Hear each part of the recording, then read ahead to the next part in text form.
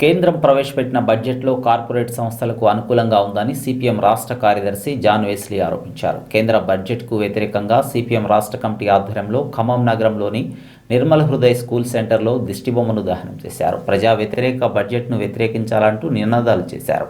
కేంద్రం ప్రవేశపెట్టిన బడ్జెట్లో కూలీ, కార్మిక, పేద వర్గాలకు వ్యతిరేకంగా ఉందన్నారు. బడ్జెట్లో వ్యవసాయ రంగాన్ని కేంద్ర ప్రభుత్వం విస్మరించిందని ఆరోపించారు. తెలంగాణ రాష్ట్రంపై కేంద్ర ప్రభుత్వం వివక్ష చూపిస్తుందన్నారు. రాష్ట్ర విభజన సందర్భంగా ఇచ్చిన హామీలను అమలు చేసేందుకు నిధులు కేటాయించలేదని అన్నారు. తెలంగాణ రాష్ట్రానికి అన్యాయం జరుగుతున్నా బీజేపీ ఎంపీలు నోరు మెదపకపోవడం సరికాదన్నారు. ఇప్పటికైనా బీజేపీ ఎంపీలు తమ పదవులకు రాజీనామా చేసి బడ్జెట్ను వ్యతిరేకించాలని జాన్ వెస్లీ డిమాండ్ చేశారు. అన్ని వర్గాలకు వ్యతిరేకంగా ఉన్న బడ్జెట్ను కేంద్ర ప్రభుత్వం తక్షణమే పునర్సమీక్షించుకోవాలని డిమాండ్ చేశారు. లేని పక్షంలో సిపిఎం ఆధ్వర్యంలో పెద్ద ఎత్తున ఆందోళన కార్యక్రమాలు చేపడతామని హెచ్చరించారు. ఈ కార్యక్రమంలో సిపిఎం రాష్ట్ర కార్యదర్శి సభ్యులు ఎస్ వీరయ్య, జూలకంటి రంగారెడ్డి, పి సుదర్శన్, చెరుకుపల్లి సీతారాములు, జిల్లా నాయకులు నున్నా నాగేశ్వరరావు, బండి రమేష్, సిపిఎం శ్రేణులు పాల్గొన్నారు.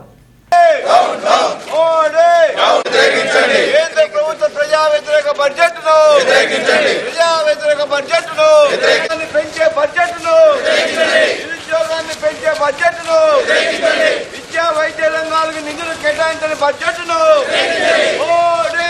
ప్రజా వ్యతిరేక బడ్జెట్ను, విద్యా వ్యతిరేక బడ్జెట్ను, ప్రజలపై మరింత భారాలు మోపే బడ్జెట్, ప్రజా వ్యతిరేక బడ్జెట్ను, ప్రజా వ్యతిరేక బడ్జెట్ను, ప్రజా వ్యతిరేక బడ్జెట్ను.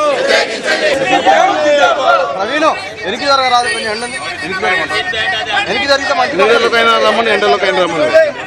ప్రవీణ్ వ్యతిరేకించండి ప్రజా వ్యతిరేక బడ్జెట్.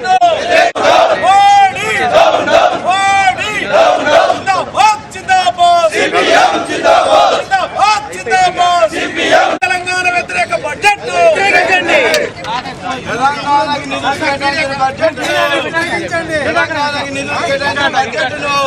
ఒప్పందాలకు సంబంధించినటువంటి అమలుకు ఎలాంటి చర్యలకు పూనుకోలేదు. అలాగే హైదరాబాద్కు సంబంధించినటువంటి దాంట్లో మెట్రో లైన్ 2వ భాగాన్ని అమలు చేయడానికి నిధులు కేటాయించలేదు. ఇక్కడ బయ్యారం ఉక్కు ఫ్యాక్టరీకి సంబంధించినటువంటి నిధులు, వాటికి సంబంధించినటువంటి ఊసే ఎత్తలేదు. ఆ రకంగా రాష్ట్ర ప్రభుత్వానికి రావాల్సినటువంటి నిధుల పట్ల కూడా పూర్తిగా వివక్ష పాటించింది, వ్యతిరేకత పాటించింది. ఇది పార్టీలకు అతీతంగా రాష్ట్ర ప్రజానీకమంతా కూడా వ్యతిరేకించాల్సిన అవసరం ఉంది.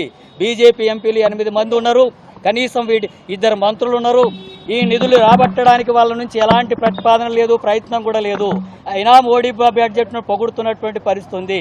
అందుకే నేను సిపిఎం పార్టీగా డిమాండ్ చేస్తున్నాను, బీజేపీకి సంబంధించినటువంటి రాష్ట్రంలో ఉన్నటువంటి ఎంపీలు, కేంద్ర మంత్రులు వెంటనే ఆ పదవులకు రాజీనామా చేయాలా.